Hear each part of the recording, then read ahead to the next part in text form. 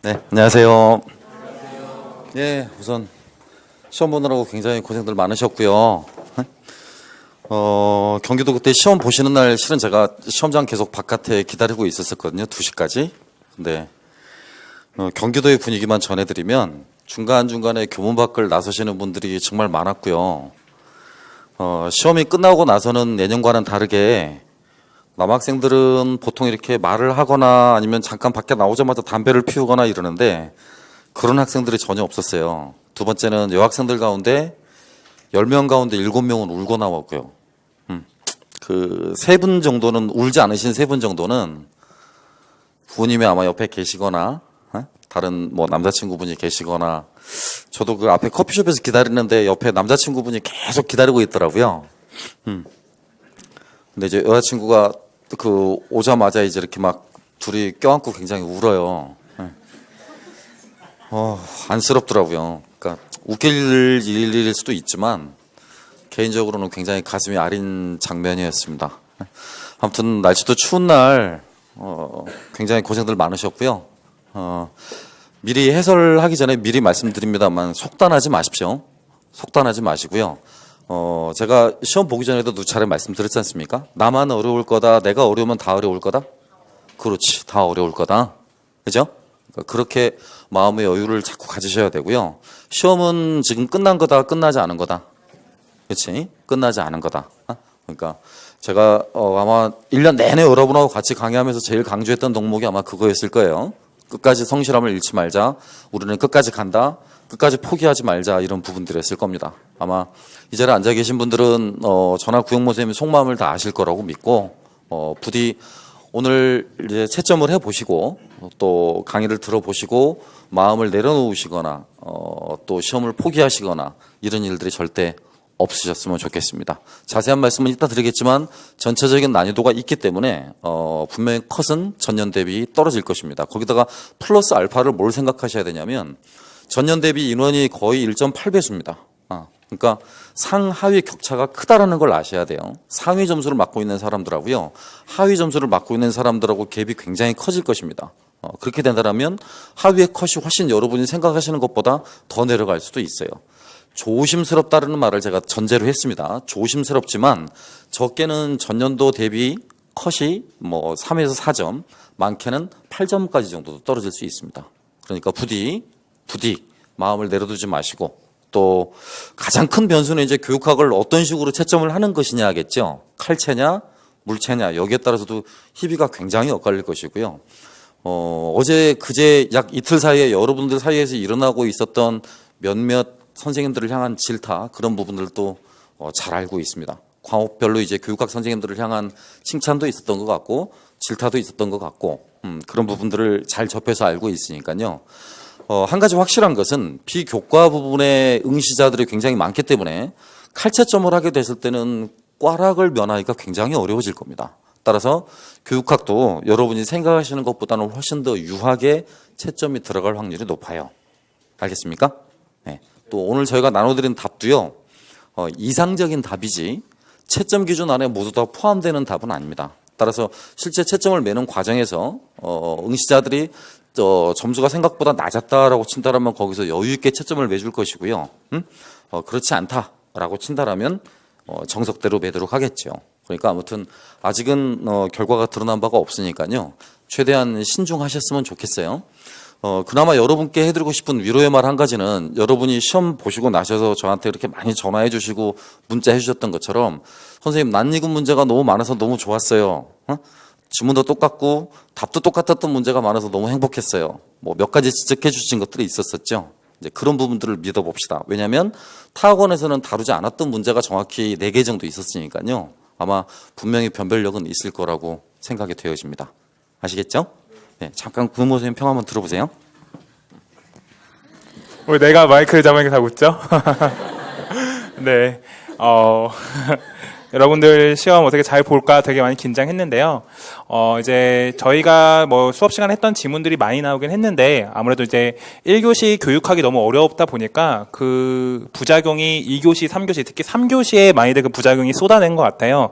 그런데 저도 이제 선생님들이랑 뭐 여러 개 얘기를 해보니까 서울 시험장이나 이런 데도 저는 이제 얘기를 많이 들었는데 서울 시험장 같은 경우 이제 많이 나간 반은 한 반 고사실에서 6명이 시험 중간에 나가신 고사장도 있다라고 합니다. 그러니까 결시율에다가 중간에 중도 포기율이 예년보다 훨씬 높아졌어요. 특히 작년에 시험 문제가 굉장히 좀 쉬웠던 편이었는데 올해는 조금 난이도가 있었던 문제가 있었고 또 작년 문제 보고 또 겉없이 이렇게 그냥 시험 대충 공부하다가 오신 분들도 많았고 특히 기간제 선생님들이나 사립학교에 계신 분들도 그냥 교과서 수준 몇 번 읽다가 시험장 오신 분들 되게 많았는데 1교시 보고 이러다가 2교시 보고 하고 이제 가신 분들이 생각보다 굉장히 많았던 것 같아요. 그래서 여러분들 끝까지 참아내시고 뭐라도 이렇게 쓰셨다라고 한다면은 특히 교육학 같은 경우에는 제가 누누이 말했지만 채점을 줄 수 있는 실마리 정도만 어느 정도 썼다라고 한다면은 유학에 채점할 가능성이 크니까 절대로 포기하지 마시고요. 또 작년 같은 경우는 교육학의 합격자 점수들이 보통 한 18점이 나왔는데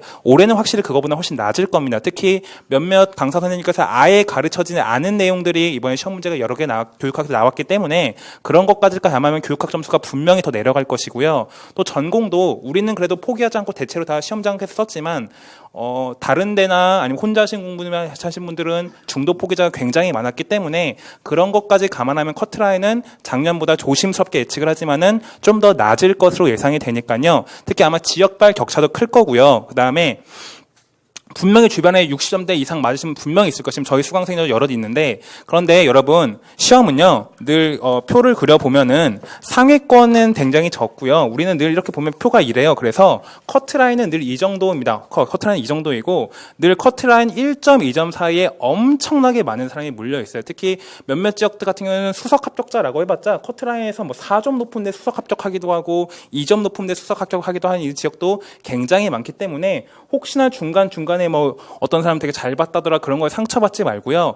거의 300명 이상 뽑는 시험이니까 여기에 지금 우리가 대부분 몰려있고 이 점수대가 40점대 후반이 될 수 있고 심한 경우는 40점대 중반이 될 수도 있고 어떤 지금 50점대 초반이 될 수도 있고 하니까 절대로 2차 포기하지 마시고 잘하세요. 제가 예전에 한번 말했죠. 저는 예전에 40대 경쟁률 시험에서 2차, 3차까지 있는 시험에서 2차 시험에서 한 문제를 논술 아예 못 썼어요. 근데 저는 그때 40대 1에서 2대1 배수 온예드리면은 이 논술 문제 누가 못 썼을까? 심지어 그 기출 변형 문제였는데 그걸 못 쓴 내가 너무 멍청이 같아서 3차 시험 제대로 준비 안 하다가 최종 가서 아깝게 떨어졌는데요. 여러분들 올해 분명히 이런 일 많을 거니까 2차 시험 끝까지 대비 잘하시고 내가 여기 커트라인에 걸려있을 가능성이 굉장히 크다라고 하는 희망 잃지 마시고 준비하시면 됩니다. 특히 우리 분명히 올해 김쌤 수업 시간에 했던 부분들 괜히 많이 나오고 했던 것들 분명히 득본 부분 많으니까 그런 부분들 입각해서 하시면은 분명히 올해 많이 합격을 할 것이다 하고 하시고요.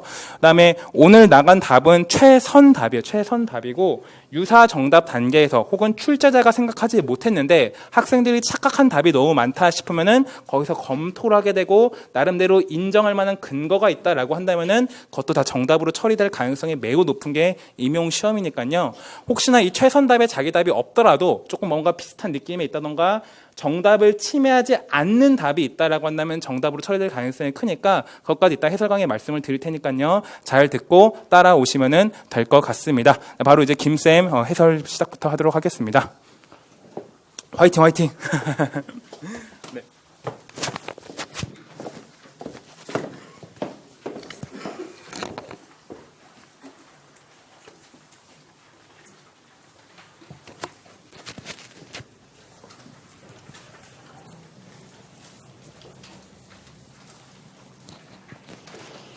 네, 보시면 그 프린트 순서가 어떻게 구성되어 있냐면요.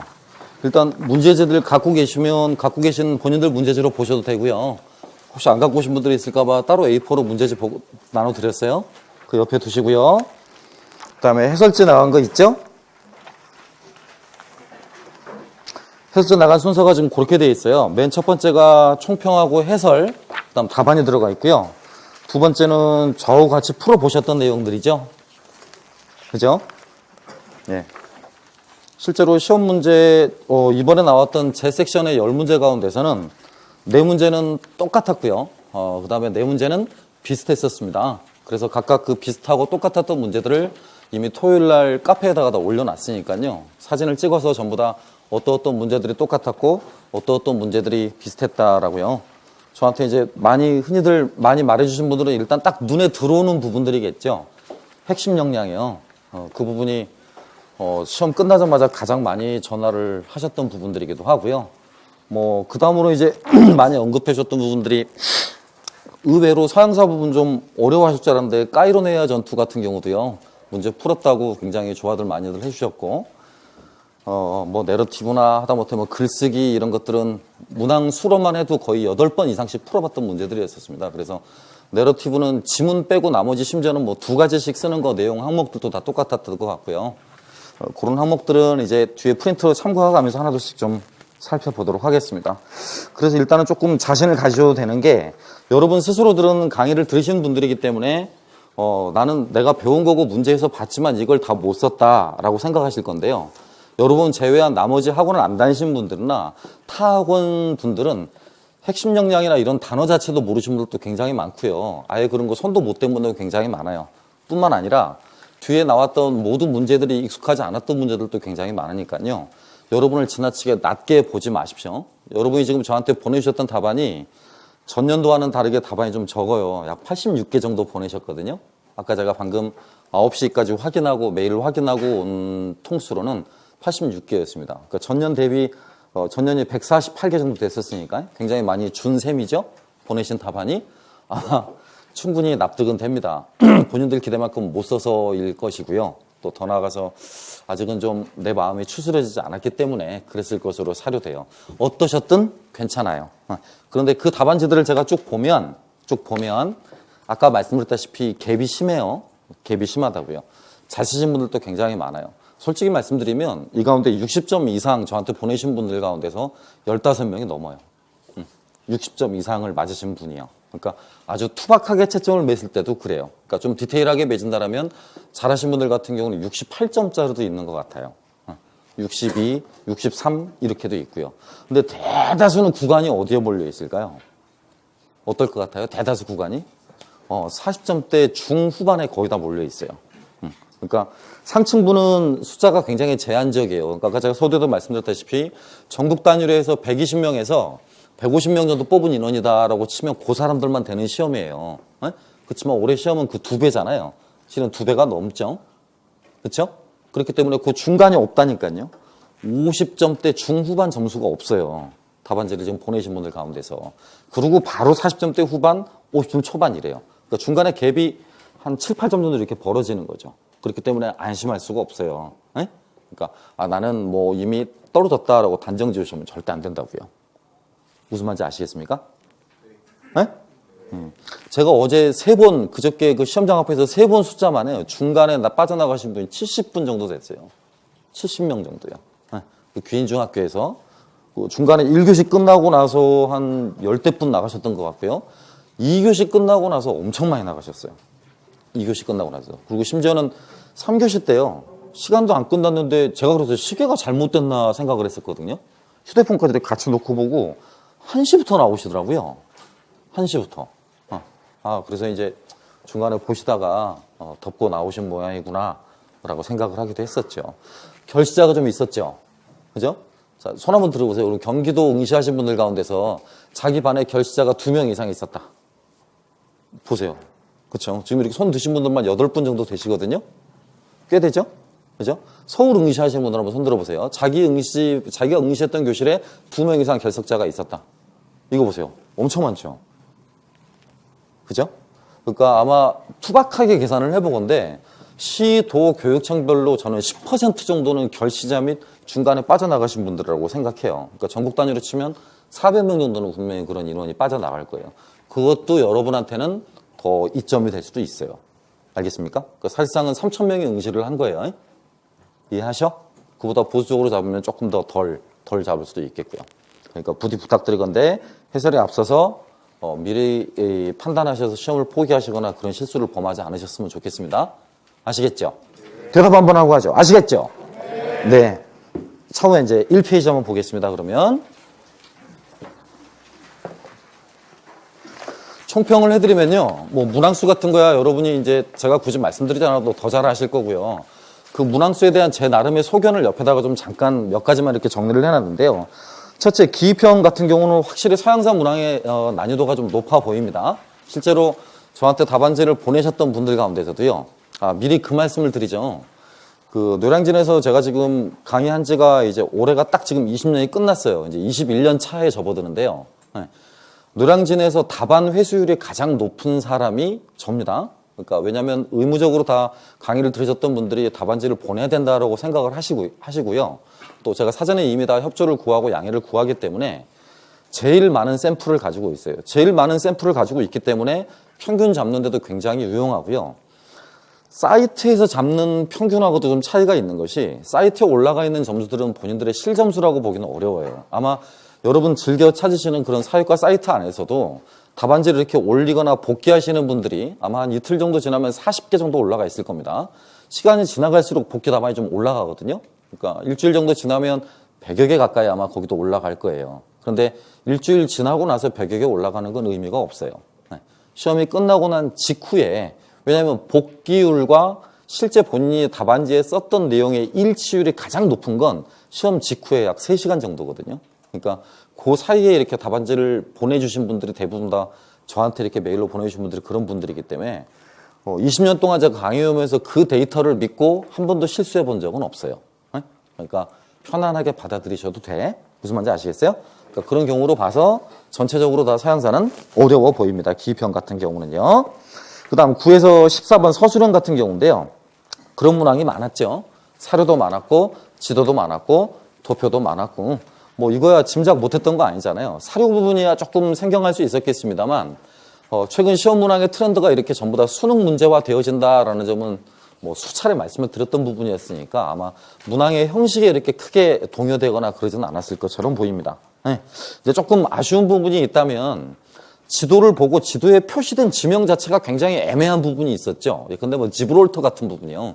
굳이 거기다가 스트라스부라는 표현을 지명을 달 바에야 차라리 그쪽에다가 지브롤터라는 지문을 달아줬더라면 조금 더 많은 사람들이 이게 에스파냐 왕위계신 전쟁과 연관되어 있는 지도구나라고 조금 더 쉽게 알아볼 수 있을 텐데 이런 것들은 출제 전에 분명한 오류입니다. 제가 봤었을 때도요.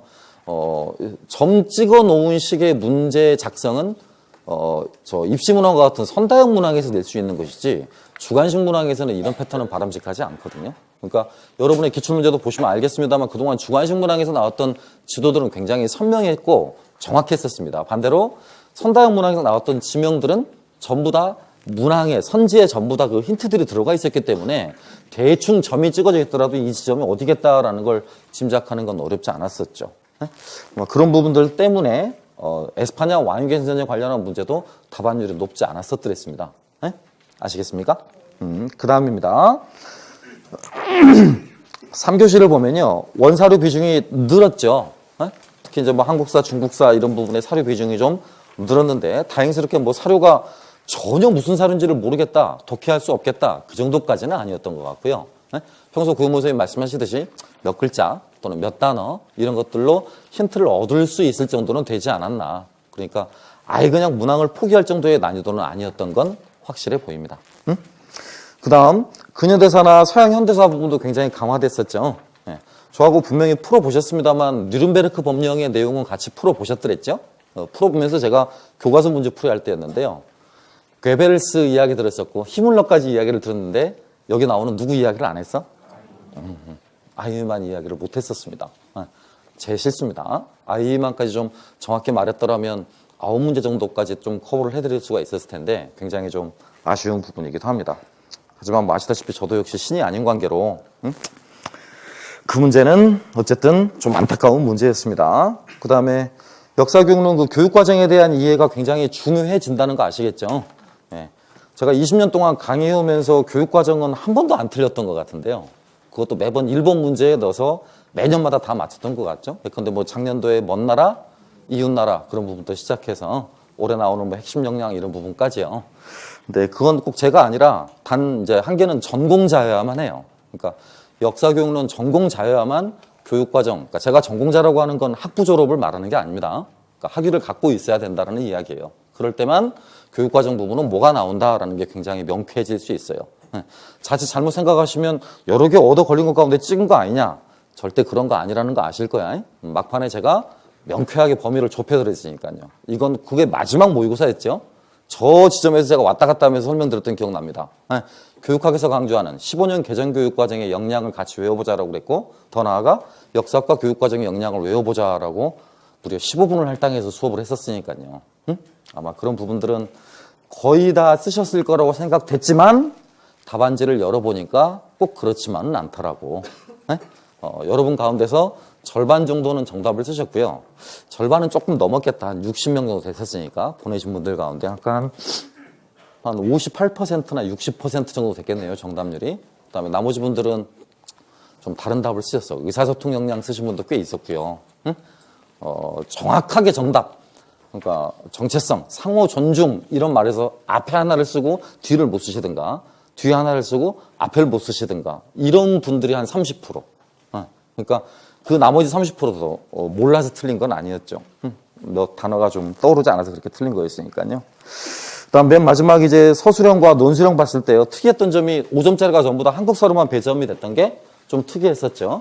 물론 난이도도 좀 있었고요. 뒤에 뭐 역사 논술형 같은 경우야 보내주신 답안지들 보니까 대체적으로 평이했던 것 같습니다. 근데 뭐 아시겠지만 글쓰기라든가 채점 기준 이런 거 여러 번 했었잖아요. 같이 문제도 풀어보고. 오해하지 마실 게 제가 이런 문제를 맞췄다라고 지금 홍보하는 게 아니에요.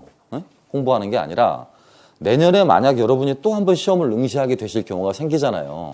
그러면 제가 거기 부탁도 써놨죠. 6번 봐보세요. 6번. 그렇죠? 막판에 그렇게 그 총평 방금 읽었던 부분 1페이지에 6번 봐보시라고요. 그죠? 이거 절대 잊지 않아야 되겠죠? 막판에 꼭 뭐 좀 반복해서 열심히 보자. 문제풀이 좀 열심히 반복해서 보자. 외우자. 뭐 그런 것들 좀 고민하셔야 될 것 같아서요. 그래서 말씀드리는 거예요. 단언컨대 저는 20년 동안 강의하면서 그게 제 역할이나 도리가 아니라고 그래서 이런 문제 맞췄다라고 그래서 뭐 올리거나 홈페이지에 광고를 하거나 이랬던 적은 한 번도 없었어요. 실은 그게 임용고시학원의 룰도 아니었었고요. 그런데 제가 이번에는 꼭 그렇게 해야 되겠다라고 마음을 먹었어요. 의식적으로 마음을 먹었습니다. 그러니까 맞춘 문제는 정확히 맞췄다고 말을 하고 관련 증거를 들이밀고 하자. 이유는 딱 한 가지뿐이에요. 다른 이유는 절대 없고요. 그만큼 문제풀이 내용을 반복해서 많이 좀 보라. 많이 보자. 이런 의도라고요. 이해하시겠어요? 아무튼 더 이상은 그런 부분에 대해서는 이야기하지 않겠습니다. 자, 두 번째 한번 봐보시겠어요? 아니요, 그 표 밑에 2번이라고 써져 있는 부분이에요. 거기 써 있죠? 기입형은 전년 대비 2점 정도 좀 떨어질 것 같아요. 떨어지는 부분들이 어떤 부분들이라고 생각이 되세요? 그 뒤에 답지를 보시면 1번은 틀려서는 안 될 부분이죠. 그죠? 2번도 역시 마찬가지인데요. 2번은 좀 엇갈려. 그쵸? 뭐가 엇갈려? 한 10% 정도는요, 발해가 신라 위에 있도록 허락했다라는 데서 순서를 두 가지를 뒤바뀌는 경우가 간혹 있더라고요. 그런데 조금 공부하신 분들이라면 정상적으로 다 쓰셨던 답안이었어요. 문제는 3번이었죠. 하음의 변이 컸어요. 또 어떤 분들 가운데 북제, 북주 이런 거 쓰신 분들 굉장히 많았었고요. 그러니까 이미 전년 대비해서 여기 3번까지는 그렇게 크게 안 틀린 문항들이 있었거든요. 작년에 비교를 해보면. 근데 이미 올해 부분에서는 거기서 한 2점 정도가 이미 차이가 나죠. 하음의 변 쉽지 않죠? 그죠? 쓰신 분들도 꽤 되고요. 전체적으로 학원 안 다니시거나 또는 전년에 제 강의를 들으시고 최근에 싼 학원으로 이렇게 옮기신 분들이 있어요. 그런 분들도 시험 끝나고 나서 저한테 굉장히 메일을 많이 보내세요. 심지어는 문자, 전화, 뭐 가까이 계신 분들 아마 수업 들으셨던 분들은 다 알 거예요. 저한테 문자가 어느 정도의 양으로 오는지. 엄청 많이 오시는데요. 대체적으로 하음의 변 쓰신 분들 별로 없더라고요. 그 다음 압살 문제였습니다. 압살.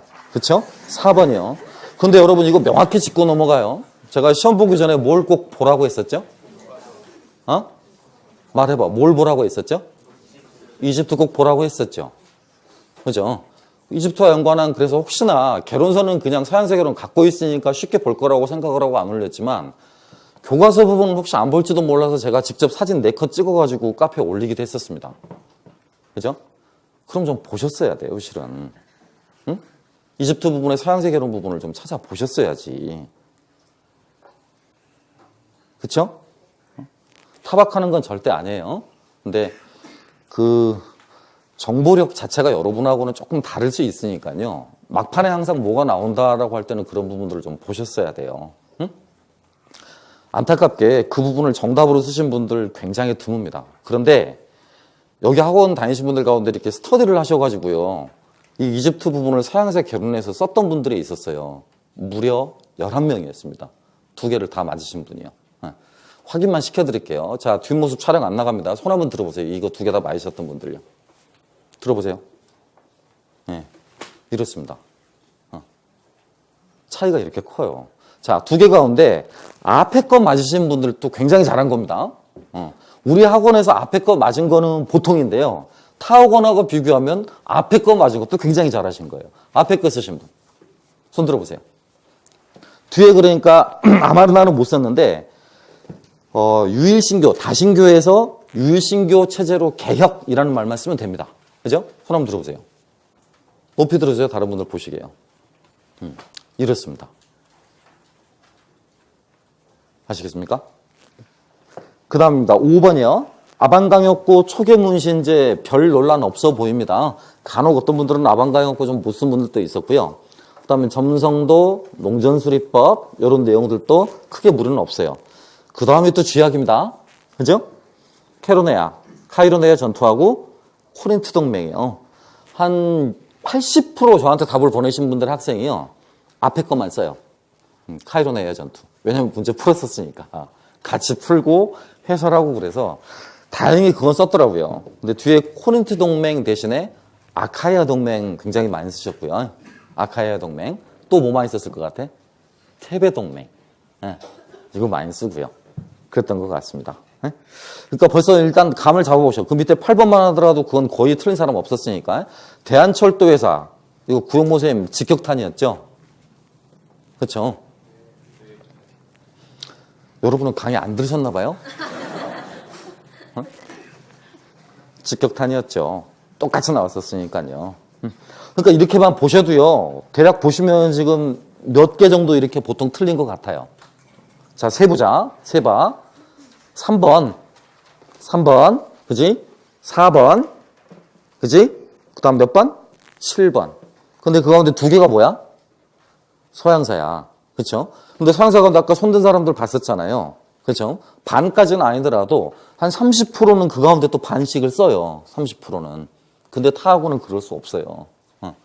거의 망하는 문제들이라고요. 그래서 지금 초상집이에요. 실은 분위기가. 저한테 타학원 다니면서 이렇게 메일 보내셨던 분들이 다 공통적으로 하시는 말이 그거예요.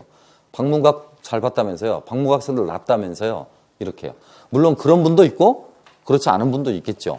하지만 전체적으로 봤을 때는 이런 부분은 통으로 타학원 애들은 다 날아가는 부분들이었어요. 그러니까 자신감 가지셔도 돼요. 알겠어요? 무슨 말인지?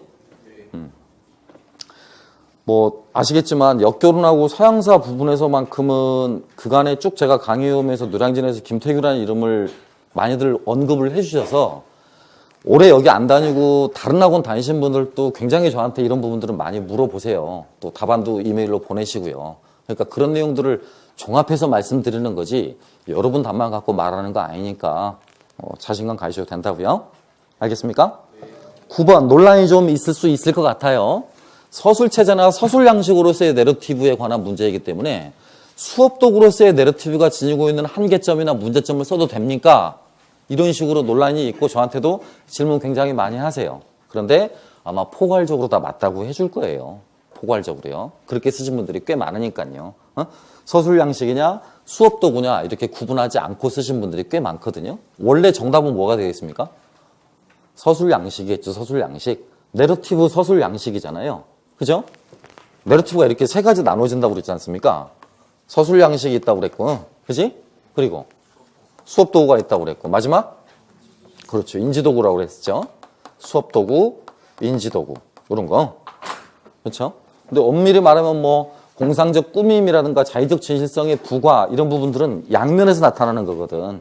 여기서만 나타나는 문제라고 말하기는 어려워. 여기서만 나타나는 문제가 이제 그 저자의 권위나 이데올로기, 이로부터 자유로울 수 없다라는 거지. 그치? 근데 구별하지는 않을 것 같아요. 대체적으로 다 장점, 단점이 있으면 이런 것들 다 맞았다고 해줄 것 같으니까 별로 걱정 안 하셔도 될 것 같아요. 10번 세됐지 완전? 그죠? 세됐습니다. 많이들 못 쓰신 부분도 있었고요. 근데 제가 받아본 답안 가운데서는 못 쓰더라도 3 정도, 그리고 나머지 건 거의 다 쓰셨었어요. 거의 다. 크게 난이도가 있는 문제는 아니었습니다. 다음 서양사요. 난이도 좀 높았죠? 그쵸? 네. 그런데 뭐는 썼어야 될 것 같아요? 그 가운데. 아시엔토는 썼어야 돼요. 풀었었던 문제니까요. 그지? 지도와 연관한 문제로 풀지는 않았지만 아시엔토, 노예무역의 독점권이자 공급권, 그런 문제들은 교과서에서 수차례 풀었던 문항들이었었거든요. 그러니까 그건 조금 아쉽습니다. 그 다음 12번. 네, 그것도 조금 논란이 있는 부분이죠. 귀주대첩은 크게 논란은 없는데 경기부, 기구 설치와 연관한 부분에서 조금 논란이 있는 부분이기도 합니다. 그건 일단 이제 구원 모습 자세하게 말해줄 거고요. 대만, 팽월도라고 쓰신 분도 꽤 됐어요. 잘 쓰신 겁니다. 정확히 쓰신 거예요. 평월도도 괜찮아요. 그 다음에 그 4가지 가운데 지명 한 군데 써주시면 되겠고요. 경사대학당 설치했다 이런 분도 굉장히 많았고요. 더 많았던 분들은 그거였었어요. 서원을 학당으로 변경했다라고 쓰신 분들이 훨씬 많았었습니다. 그 다음 14번 변명의 여지가 없죠. 저하고 동일한 문제로 이따 뒤에 표 보시면 알겠습니다만 6번 넘게 풀었던 문제입니다. 그러니까 교과서 문제풀이 할 때도 그랬었고 9, 10월 단원별 문제풀이, 심지어는 모의고사 때도 문제를 반복해서 냈던 부분들이었으니까요. 아마 거의 다 맞았던 것으로 보입니다. 간혹 기억 부분에다가 지구사라고 쓰신 분들도 있었어요. 지구사요. 그러니까 문항을 조금 주의 깊게 읽어보지 못해서 생긴 오해입니다. 또 문제에 들어가 있는 용어를 지역세계를 쓰신 분들도 좀 몇 분 있으셨고요. 그렇죠? 하지만 지구사의 문제점, 지역세계의 문제점 이런 걸 제가 한 번도 설명해 드린 적이 없잖아요. 왜냐하면 그런 것들을 말한 적이 교재들에서 말한 적이 없기 때문에 제가 항상 말했던 건 상호 관련성 부분이었고 그것의 한계, 그것의 장점 이런 부분들 정확히 쓰라고 문제를 낸 바가 있었습니다. 그 다음 3번 문제도 마찬가지였었죠. 그죠? 클로비스, 그 다음에 에스파냐, 테오도릭 문제인데요. 에스파냐 지명은 제가 낸 적이 없지만 테오도릭 부분이랑 클로비스는 정확히 냈었습니다. 문제로요. 그 다음에 그 뒤에 종래의 로마 관리들에게만 행정을 맡겼다. 군사면은 게르만이었던 테오도릭이 장악을 하고 나머지는 전부 다 관리들에게 맡겼다라는 내용의 뉘앙스만 되면 됩니다. 네? 조금 어려울 수 있었을 것 같아요. 보통 평균 점수가 2점 정도 아마 잡으시면 될 것 같습니다. 4번 결정타죠. 기억나십니까? 향토사 교재의 문제점, 그래서 남자 여학생 이렇게 있는 문제점 바로 전주에 풀었던 거? 그죠? 이런 걸 못 쓰면 말이 안 되는 거예요. 눈앞에 있는 걸 놓치게 되는 셈이니까요. 그 다음, 디귿과 같은 활동을 추가함으로써라는 문제에서는요, 항상 어떤 식의 답이 돼야 되냐면, 향토사 학습에 문제점이 있고 그 문제점을 보완하기 위해서 뭐 하는 거야? 다른 지역의 향토사 학습과 비교하는 거죠. 그죠? 그러니까 향토사 학습의 문제점과 연관시키는 것만 답이 돼요. 향토사 학습의 문제점과 연관시킬 때만 답이 된다고요. 예? 그러니까 답안지를 보시면 그렇게 써 있잖아. 객관적으로 역사를 인식할 수 있다라는 말. 그쵸? 그 다음, 자기 미화로 흐를 위험성을 방지할 수 있다라는 말. 아니면 양보해서 그 괄호 안에 있는 다른 시각에서 비교, 검토할 수 있다라는 말. 그런 말들이 들어가야 원래는 정답이에요. 그런데 여유답을 어느 정도치까지 맞다고 해줄지는 저도 잘 모르겠어요. 실제 채점을 매시는 분들이 어느 정도 맞다고 해줄지. 다만 제 답처럼 똑같이 쓰신 분의 숫자는 많지는 않았어요. 제일 많으셨던 분들이 그 괄호 안의 답이에요. 괄호 안의 답. 다른 시각에서 다른 지역과 뭐 할 수 있다? 비교 검토할 수 있다. 다른 지역과 우리 지역의 역사를 비교 검토할 수 있다. 이렇게 쓰신 분도 굉장히 많았었습니다. 그 다음 5번 뉘른베르크 법령이었었죠? 그쵸? 예. 근데 그 다음에 니은에 해당하는 항목, 그러니까 뉘른베르크 판결 내용 가운데 하나였던 법안 내용의 항목에 관한 부분이었습니다. 예. 근데 그것도 서양사 강좌 부분 읽으면서 제가 언급해드렸었고요. 뉴른베르크법 설명하면서도 기억납니까? 제노사이드 설명해드렸고 홀로코스트, 쇼와 이런 거 다 설명해드렸었어요. 그러면서 그 이전과는 다르게 특정 인종에 대한 집단 학살이 일어나게 됨으로써 이걸 인류가 공통으로 반인륜적 범죄를 규정한 바 있었다 말은 했었어요. 문제로 이걸 다루진 않았지만 제가 지금 이렇게 말씀드리는 건 전부 다 인강을 검토해보고 온 것이지 근거 없이 말하고 한 게 아닙니다. 아시겠습니까? 어려운 문항이었습니다. 그러니까 마음을 놓으시라고. 아마 거의 다 못 썼을 것이라고. 제가 받아본 답안지 84개 가운데서도 요거 쓰신 분이 몇 분 안 됐어요. 6분 정도 됐습니다. 그 다음 아이만 이건 좀 나쁘게 말하면요. 저 같은 사람들, 그러니까 역덕을 위한, 그렇죠? 특히 전쟁, 저는 전쟁 덕후거든요. 대학에서 전쟁사 강의도 한 2년 가까이 했기 때문에 2년, 4학기 했죠 정확히. 그래서 저 같은 전쟁 덕후들은 맞출 수 있는 문제인데 솔직히 이건 제가 볼 땐 양성성의 문제에서 보면 좀 여학생들에게 상대적으로 불평등한 문제가 아니었나. 조심스럽지만 그렇게도 좀 생각이 들기도 합니다. 그럼 과연 독일인들은 이완용이를 알 것인가? 그죠? 이런 생각도 좀 들기도 하고요. 좀 어이가 없는 문제이기도 합니다. 하지만 어쨌든 정답은 아돌프 아이만이라는 인물이었습니다. 6번은 뭐 큰 무리는 없어 보입니다. 대신에 이제 대체적으로 쓰신 분들이 대간직을 써야 될지라도 언관직 이렇게 쓰신 분들도 좀 있었었고요. 나머지 내용들 크게 이렇게 감점을 당하거나 그러시지는 않은 것 같아요. 그리고 정답률 보면 이렇게 매우 높다라고 써 있죠? 그죠? 그 옆에 정답률하고 난이도는 여러분이 보내주신 답안지로 비교 검토한 거니까요. 잘 보셔봐요. 정답률이 얼마나 높았는지, 낮았는지, 난이도는 높았는지, 낮았는지, 이렇게요. 8번 같은 경우는, 7번 같은 경우는요, 독립전쟁이라고 쓰신 분 굉장히 많았어요. 독립전쟁으로 쓰신 분요. 거기 말한 것처럼 독립대전쟁, 이렇게. 그러니까 그런 부분도 조금 더 여유가 있을 거예요. 이 두 개 말고 나머지로 쓴 표현들도 아마 정답으로 잡아줄 확률이 높습니다. 그 다음 중국, 러시아 이런 거 대신에 뭐 북만주, 남만주 뭐 이렇게 쓰신 분도 꽤 되더라고요. 답안지 비교해 보니까. 좀 기다려 보세요. 그런 부분들은. 아마 정답은 이런 것들이지만 채점하시는 분들의 여력에 따라서 또 여러분의 점수 분포에 따라서 얼마든지 더 추가 점수를 드릴 수 있는 부분들이니까요.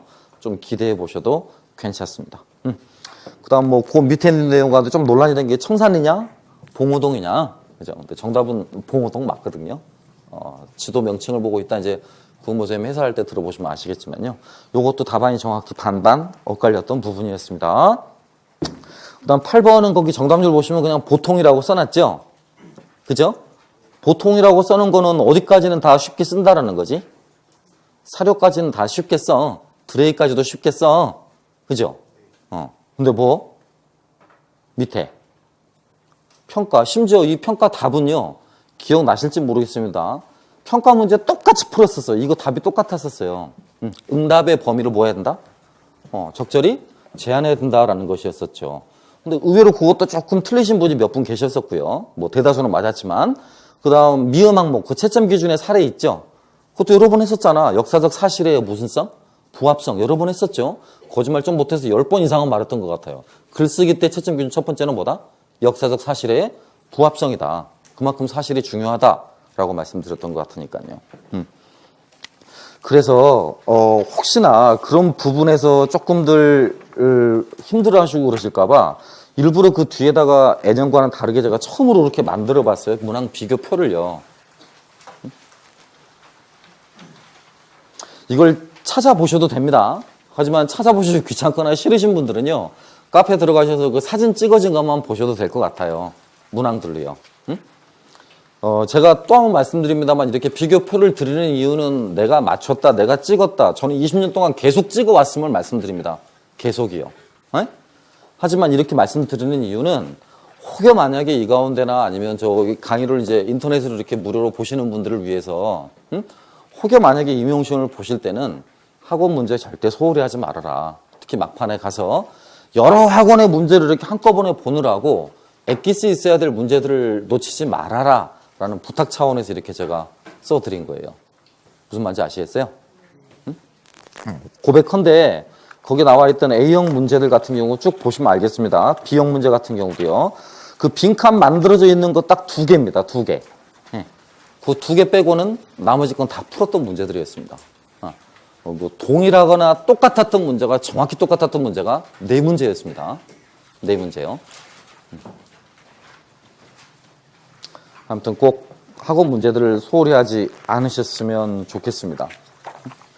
자, 해설은 여기까지인데요. 혹시 그 시간을 잠깐 좀 가져보겠습니다. 저는 이렇게 답을 썼는데 어떻습니까? 라고 이제 허용답을 한번 찾아보도록 하죠. 그죠? 자, 1번부터 한번 봐볼까요, 그러면?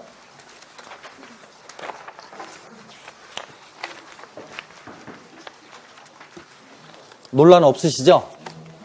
그쵸? 1번은 논란 없을 거라고 생각됩니다. 뭐 이런 거 물어보시는 분도 있더라고요. 선생님, 주제 중심 적이라고 썼는데 어때요? 맞죠? 그죠? 선생님, 주제라고만 썼는데요. 맞아요. 맞다고요. 키워드를 딱 가려보고 그게 없으면 말이 안 되면 잘못된 답인데요. 주제의 중심에서 주제를 가려야 될까요? 중심을 가려야 될까요? 말 안 봐도 아시겠죠. 그러니까 어떻게 쓰셔도 괜찮아요. 역연대기인데 약연대기 이렇게만 안 쓰시면 돼. 그죠? 그 다음 한국사는 이따 저 구형모 선생님하고 맞춰보시고 동영상은요. 그 다음에 7번 한번 아니 4번 한번 말해보죠. 이런 것도 답이 되냐? 아마르나 빼고요. 아마르나 이외에는 답이 안 됩니다. 그 앞부분 어떻게 답을 쓰신 거? 허용답. 나는 이렇게 썼는데 혹시 이건 답 안 됩니까? 하는 거 있으시면 말씀해 보세요. 키워드는 아톤이 아니에요. 알겠습니까? 또 뭐 여왕 이름 쓰신 분도 있어요. 네페르티티 이런 거 쓰신 분도 있어요. 그런 것도 키워드 아니야. 키워드는 뭐 종교 개혁이니까요. 뭐에서 뭘로, 이 뭐에서 뭘로가 키워드예요. 뭐에서 다신교, 뭘로, 유일신으로. 그럼 2개 가운데 만약에 1개를 빼야 되겠다. 근데 이게 빠지면 점수를 줄 수는 없다라는 건 뭘 것 같아? 그렇지. 유일신.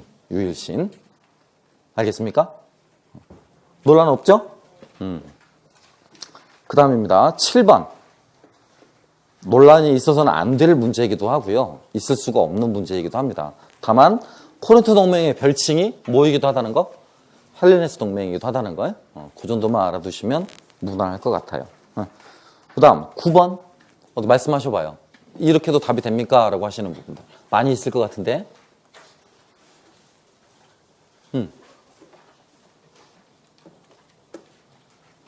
괜찮아요. 원래 매번 처음에 이렇게 말하라고 할 때 말 잘 안 하잖아요. 천천히 보시. 이것도 답이 됩니까? 라고 물어보세요. 안 찍습니다. 예. 칠판 앞에 찍어주세요. 개인 신상보를 위해서. 역사 해석의 다양성을 기할 수 있다. 그리고 2번째는 학습자의 역사적 사고력을 촉진할 수 있다. 어떨 것 같아요? 역사 해석의 다양성을 보장받을 수 있다. 사고력을 촉진시킬 수 있다. 내러티브가 주는 효과잖아요. 그죠? 정답이에요, 그것도요. 또 부정적인가요? 자의적 진실성이 부과될 수 있다. 네. 그리고 선입견이나 편견이 네, 자의적 진실성이 부과될 수 있다. 선입견, 편견, 주관이 반영될 수 있다. 네, 전부 다 정답이에요. 위험성이나 한계요. 또 다른 말씀들 많을 것 같은데. 잠깐만. 그 장점에서 역사 고유의 개념인 다른 시대, 장소에 대한 이해를 가능하죠. 그 책에 나왔잖아요. 역사학의 고유 개념이라고 할 수 있는 다른 시대, 장소에 대한 이해를 가능하게 한다. 그지? 사건과 관련된 상황 조건들을 제시함으로써 맥락적 이해를 도모할 수 있다. 맥락적 이해를 도모할 수 있다. 부분 점수는 될 것 같아요. 그런 부분도요. 그러니까 오해하지 마실 건 저는 전공자의 시각에서 여러분의 상태가 어떤 상태로 어떻게 책을 읽었는데 어떤 표현을 썼다라는 걸 알아요. 그죠? 그걸 알고 있기 때문에 이런 부분까지 내가 채점을 맨다라면 나는 다 맞다고 해준다라는 거예요. 근데 실제로 채점하신 분들은 그럴 수도 그렇지 않을 수도 있다라는 점을 아셔야 돼. 알겠죠? 또 장점 2가지만. 또요 아까 그래요? 네. 자신만의 해석과 관점을 가지고 비판적 읽기를 할 수 있다. 그렇지. 그 답도 엄청 많았어요. 그렇게 쓰신 분도요. 그러니까 비판적 사고가 개입이 되죠. 내러티브 서술을 읽으면. 그러니까 비판적 사고 육성에도 효과적이죠. 해석에 따라 역사 서술이 달라질 수 있음을 알 수 있다. 잘 썼네. 해석에 따라 역사 서술이 달라질 수 있다. 그지? 아, 네. 그 인간 경험에 대한 이해를 증진시킬 수 있다. 그것도 책에 나오잖아. 인간 경험에 대한 이해를 촉진시킬 수 있다. 그죠? 예.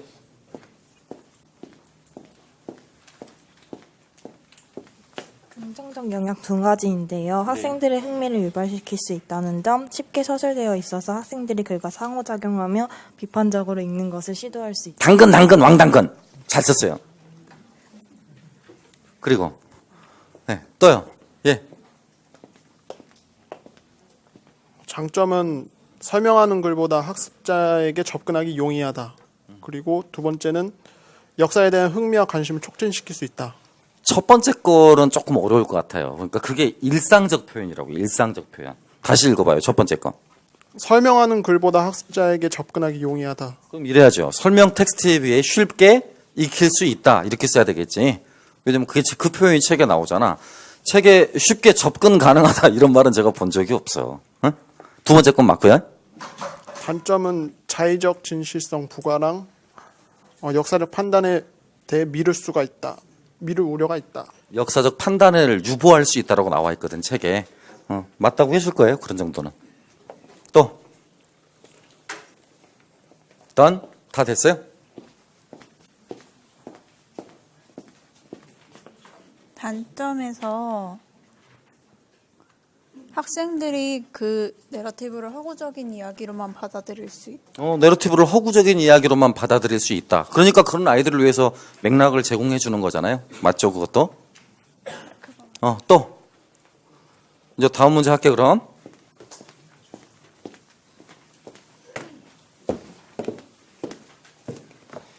그 다음에 위트레이트 조약은 별로 말할 수 없을 것 같아요. 정답이 고정적인 부분이라서요. 그 부분은 많이들 쓰셨더라고요. 그 까를로스 2세가 전 영토와 왕위를 루이 14세 손자 필립에게 물려주고 사망했다. 인명이 중요한 게 아니겠지. 인명이 중요한 게 아니라고. 키워드는 뭐겠어? 뭘 하고? 영토와 왕위. 왕위라는 단어가 꼭 들어가야 돼요. 아시겠어요?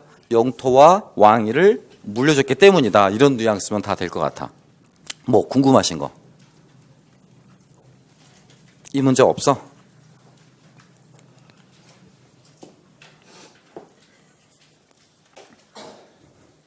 근데 한 가지 여쭤보고 싶은 게 그 지브롤터 지명은 기억났어요?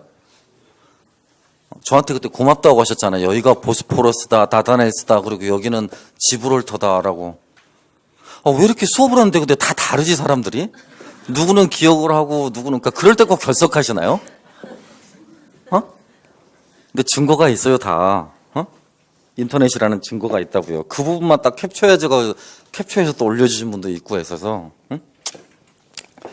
아무튼 그렇습니다. 그 다음 문제 14번이요. 이거 뭐 논란이 있을 수가 없죠. 과목명은 변동될 수가 없는 거니까요. 상호 관련성이라고 그래서 다른 답이 인정될 수 있는 거는 연관성 빼고는 없어요. 상호 연관성 빼고는 없습니다. 그 이외에 어떤 단어도 답이 되기 어렵습니다.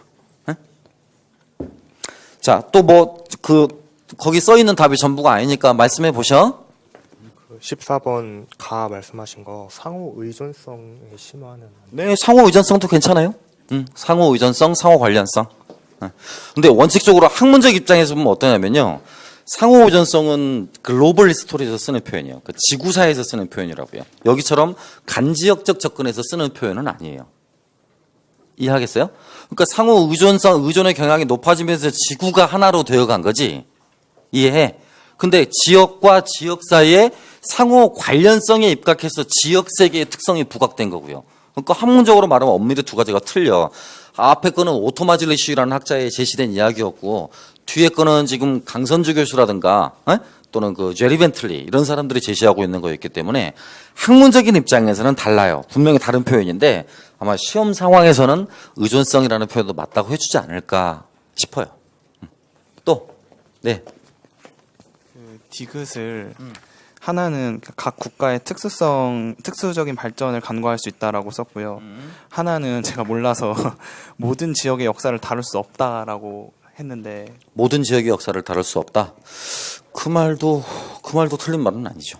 모든 지역의 역사를 다룰 수는 없다. 저 같으면 맞다고 해줄 것 같아요. 간지역적 접근을 통해 교류를 강화하다 보면 교류는 다 좋은 것이라는 온정적 타자와의 문제가 그럼 그거 있지.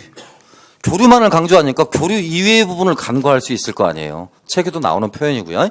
상호 관련성에 입각한 교류만을 강조하다 보면 교류 이외의 부분을 간과할 수 있는 문제점이 생겨요. 잘 썼어요. 두 번째 그 디귿의 두 번째 오, 아들 파마했어? 그 각 지역의 역사와 문화를 비교하기 어렵다는 것. 각 지역의 문화와 역사를 비교하기 어렵다. 각 지역의 역사와 문화를 비교하기 어렵다. 괜찮아요. 저도 디귿인데요. 하나 지역민의 역할을 소홀하게 다룰 수 있다 이렇게 했었거든요. 그건 조금 어려울 것 같아요. 그러니까 지역민이 어려울 것 같아. 그러니까 지역의 역할이나 이렇다면 좀 다르겠는데. 네. 문화권으로 지역을 나눠도 해당 문화의 특성을 보이지 않는 국가도 존재할 수 있다. 그건 조금 어려워. 왜냐하면 이해는 하는데 책에는 그런 유사 표현이 전혀 없거든. 잠깐만. 네.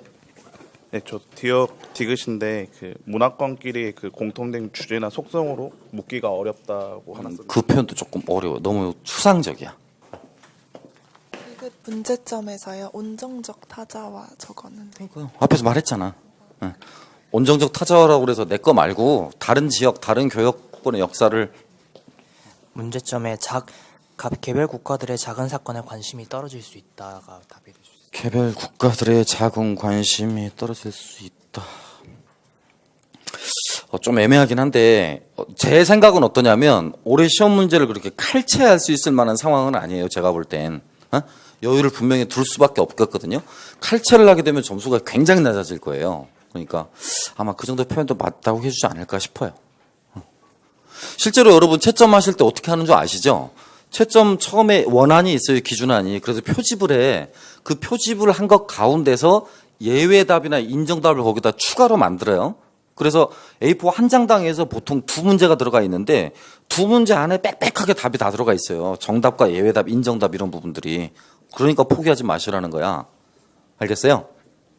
예외답이 될 수 있으니까. 네, 말씀하세요. 통합에만 관심, 각 지역의 갈등 사항을. 예, 정답입니다. 통합에만 관심을 기울이고 각 지역의 갈등, 아까 비슷한 말이죠. 네. 네, 디귿에 지역 세계를 구성하는 각 민주 국가의 특수한 발전이나 개별적 성격을 무시할 수가 있다. 그리고 체계적 학습이 어려울 수가 있다. 체계적 학습이 어려울 수 있다? 너무 일반적인데. 두 번째 건 좀 어려울 것 같습니다. 체계적 학습이 어려울 수 있다. 뭐 어떤 내용 저지도 다 체계적이긴 어려우니까요. 제가 이렇게 지금 말씀드리는 이유는 뭐냐면 저희 그 지면 관계상 여유답을 거기다 다 잡아드릴 수가 없어요. 그래서 이렇게 말로 설명을 하는 거예요.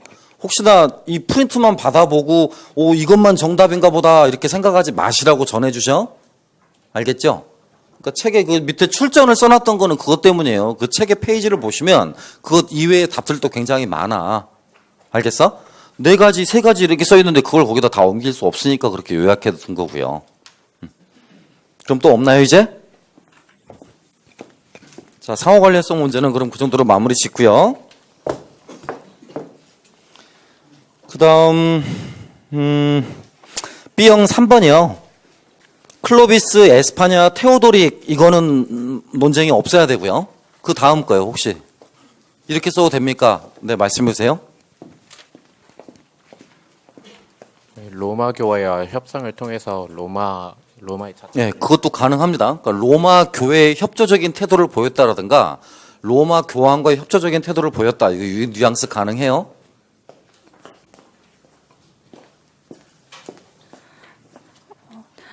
로마를 요새화하여 침략에 대비하고 식량을 확보하였으며 교회 조직을 이용해 안정을 추구하였다.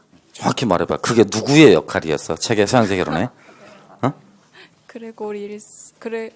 나는 제발 그렇게 써도 맞다고 해주길 바라.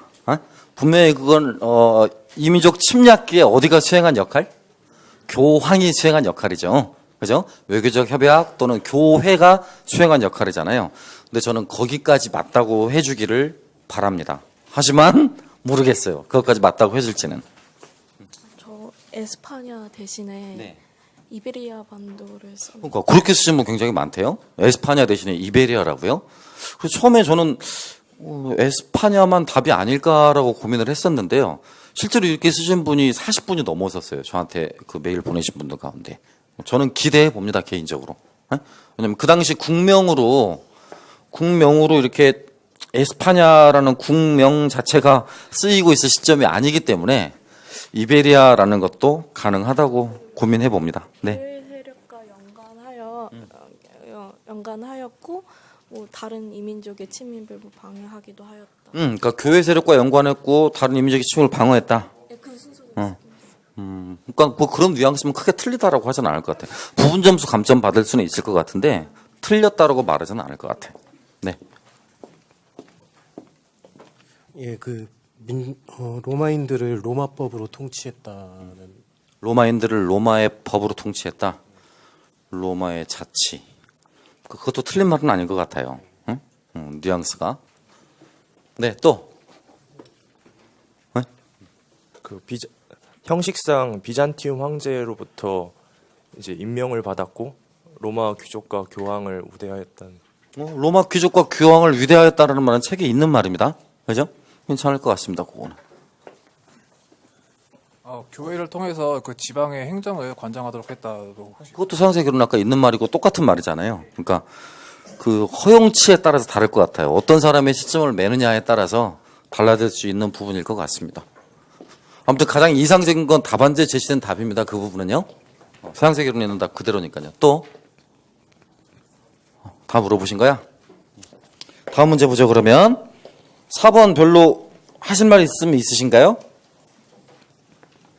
그죠? 향토사 그 비교? 애양심을 기를 수 있다. 애양심을 기를 수 있다. 될 수 있나요? 애양심도 장점이죠. 자기 지역, 저 일산 좋아하잖아요. 애양심 있어야죠. 당연히. 애양심을 기를 수 있다 장점이에요.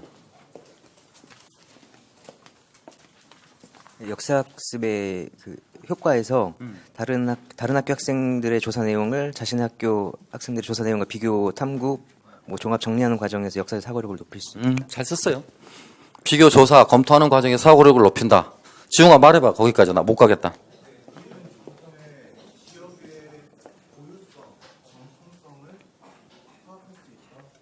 고유성, 정통성을 파악할 수 있다? 해당 지역에? 해당 고장에? 괜찮을 것 같아. 접근성? 역사학습의 접근성. 접근성이 용이하다. 괜찮아요. 가까워요. 그 예전에 최한기 선생님의 느티나무에서 출판사에서던 그 역사교육의 내용이라는 책이 있거든요. 거기 보면 그 단어가 나와요. 접근성이라는 단어가. 또요. 환경학대? 아니 니은에서 이게 학생이 쉽게 접할 수 있는 소재이기 때문에 그거잖아 방금 접근성. 그리고 디귿에서 다른 사람의 관점을 이해하고 존중할. 왜 그래? 나 싫어? 말한 거잖아. 다른 사람의 관점을 이해하고 존중할 수 있지. 그것도. 내가 싫어? 네.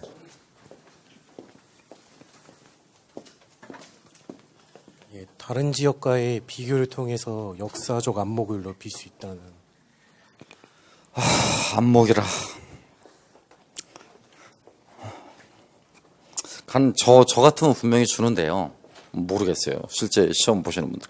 그러니까 역사적 안목 배양이라는 말이 책에도 많이 등장하긴 해요. 근데 그게 최근에 목표 진술에 일반적으로 쓰이는 용어들은 아닌 건 맞아요. 네. 또요? 없으시죠? 네. 그 디귿에 이거 비교나 이걸 함으로써 그 역사적 사고력을 함양할 수 있다 이런 식으로 진술했는데. 괜찮아요. 사고력, 그러니까 생각 안 나실 때는 제가 그거 쓰라고 많이 권해드리잖아. 사고력을 배양할 수 있다 이렇게. 핵심 역량에서 이 정체성의 상호 존중인데 정체성이라는 단어만 들어가는 부분 점수라 나올까요? 정체성과 상호 존중, 그러니까 저도 그걸 좀 고민해 봤는데요. 항목별로 쪼개지는 점수 배분이 0.5점짜리씩 묶여 있는 것들이 몇 개가 있어요. 그러니까 아마 저는 줄 것 같거든요. 정체성과 상호 존중 이렇게 들어가 있는데 두 단어 가운데 하나 정도 쓰시면 점수를 주지 않을까 싶어요. 어? 네. 네. 네. 네. 네, 네. 어디가 1.1점씩이라고요? 그 정체성이? 아니죠. 잠깐만요. B번에 4번을 좀 볼게요.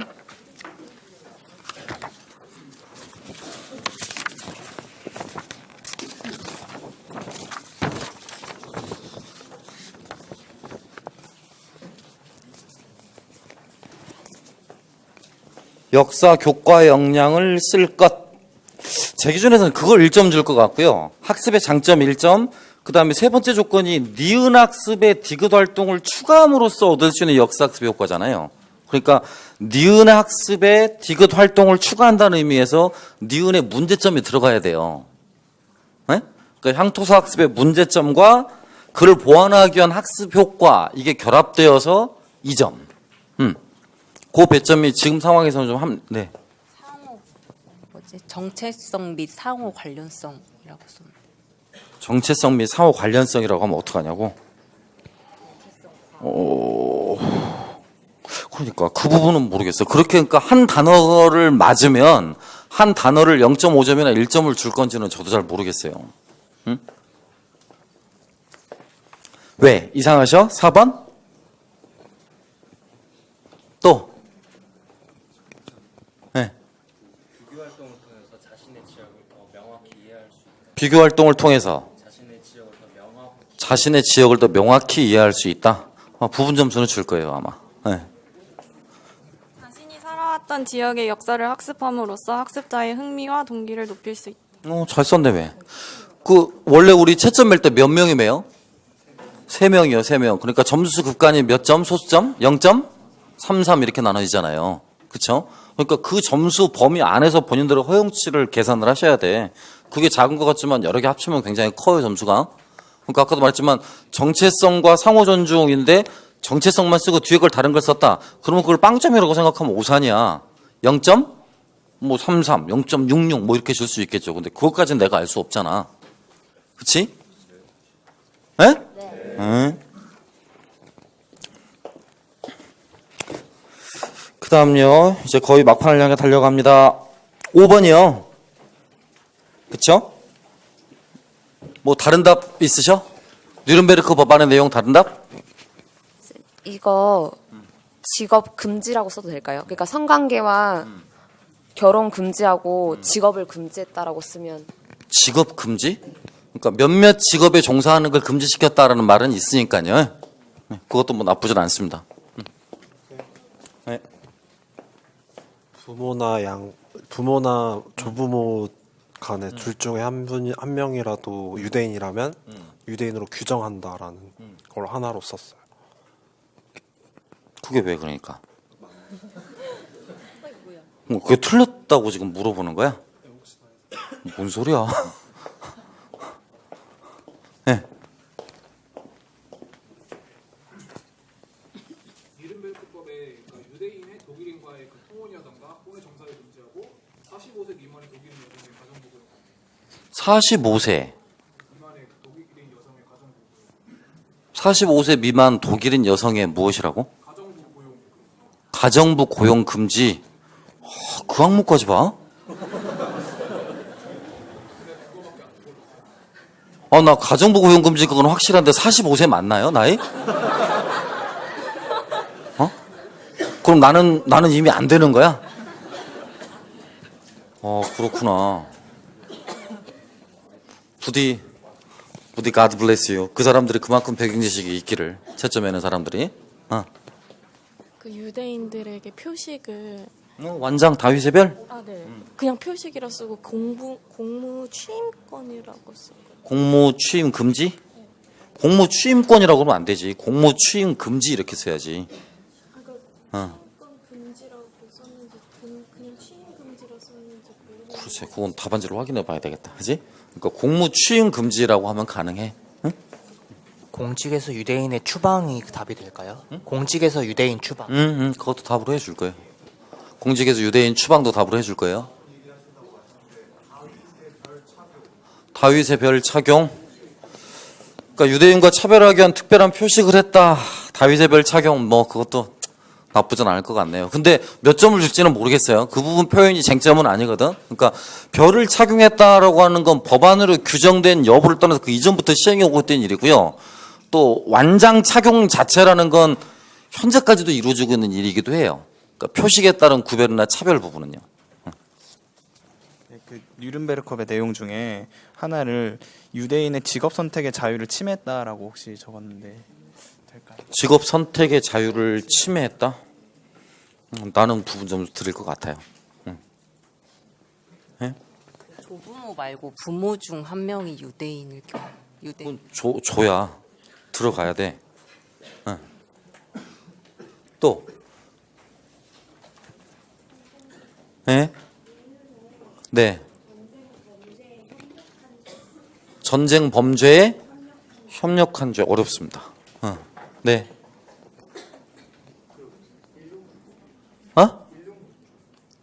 뭐라고? 일륜법? 일륜범죄? 일륜범죄. 미안한데 좀 어려울 것 같습니다. 네. 네. 가능하죠. 반일륜범죄 처벌법, 뭐 가능합니다.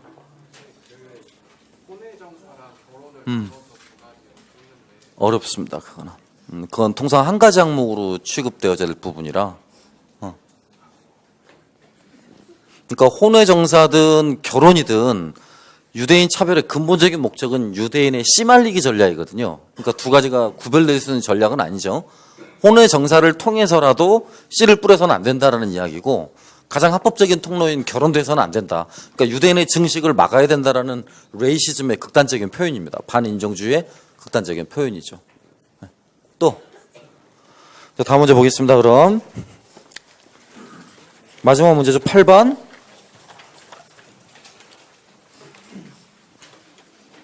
한번 물어보세요. 기억, 니은은 물어볼 수가 없죠. 답이 정답 되니까. 역사가 되어 글쓰기, 인물이 되어 글쓰기, 그거는 물어보시면 안 되고요. 그 다음 사료학습의 선정 기준, 그런 것도 6개 가운데 하나 쓰시면 돼. 아무거나. 딱히 정해져 있는 건 아니야. 알겠습니까? 그 다음에 드레이 것도 물어보셔서는 안 돼요. 3가지 단어 가운데 하나가 들어가야 되겠죠.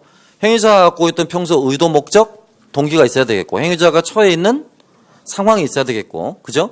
그 상황 속에서 그가 취한 선택이 가장 최선의 선택이었죠. 가장 적절한 선택이었죠. 그러니까 적어도 의도, 목적, 동기라는 단어 가운데 하나, 그 다음에 상황, 그 다음 뭐 수단, 이런 단어들 가운데 2개가 들어가야 된다는 거 아실 거야. 알겠죠? 질문. 거기까지 해서 질문. 네, 말씀하세요.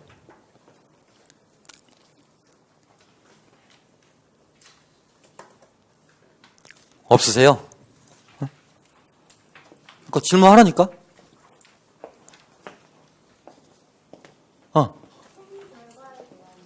행위 결과에 대한 예측 어렵습니다. 네.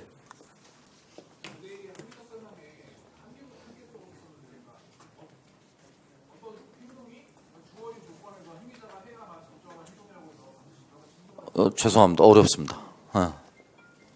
또요? 또 질문하실 분 하세요. 네. 인물의 역사적 행위에 영향을 미칠 수 있는 모든 요소? 어렵습니다. 예. 예. 사회적 상황에 대한 맥락적 이해? 뭐 가능할 것 같습니다. 거기까지. 또요? 네.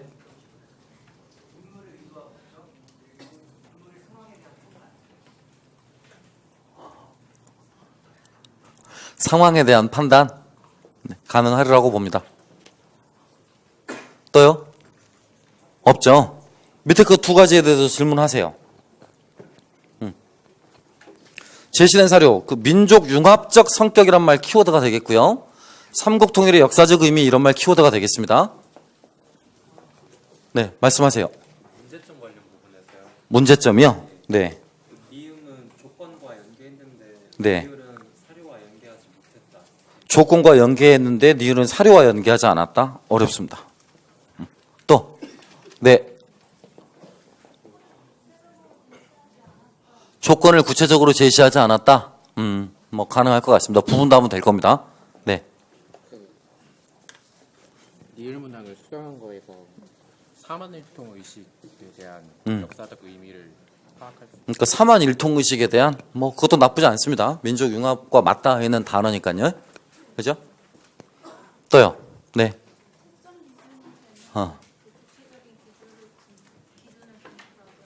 그러니까 채점 기준이 명확하지 않잖아.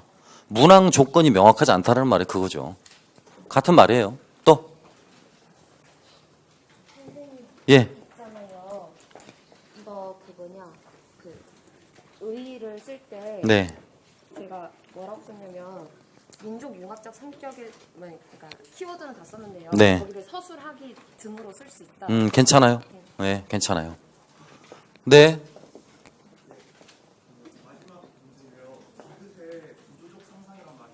네.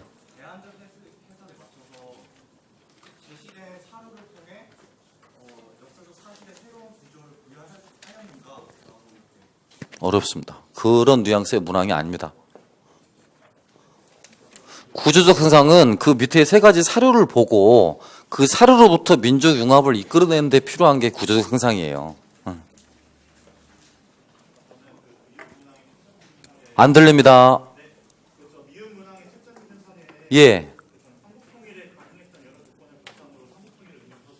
삼국 통일에. 예. 근데 그러니까 답안지를 보실 때 그 답안지 길이를 꼭 고려하셨으면 해요. 그러니까 채점 기준은 절대 복문이 될 수 없어요. 뭐 하고 뭐 할 수 있다 이렇게 될 수가 없거든요. 그러니까 아마 부분 점수는 드릴 수 있을지 모르겠는데요. 절대 온 점은 못 받겠습니다. 네. 없으시죠 그러면? 네. 학습자가 시도한 구조적 상상이 역사적 사실의 전후 관계를 고려하여 어렵습니다. 어렵습니다. 네. 네.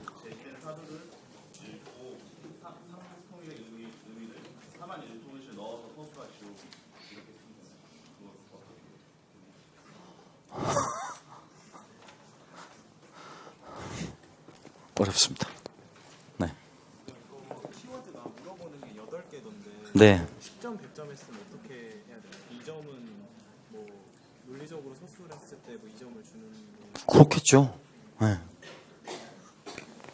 디귿의 채점 기준 사례를 역사적 인물이 되어 의도 목적을 제대로 파악하였는가라고 썼어요. 역사적 인물에 대해 의도 목적을 제대로 파악하였는가? 뭐 그렇게 쓰신 분도 꽤 많대. 네, 뭐 그럭저럭 맞다고 해줄 수 있을 것 같습니다. 꽤 많았어요. 그렇게 쓰신 분들도요.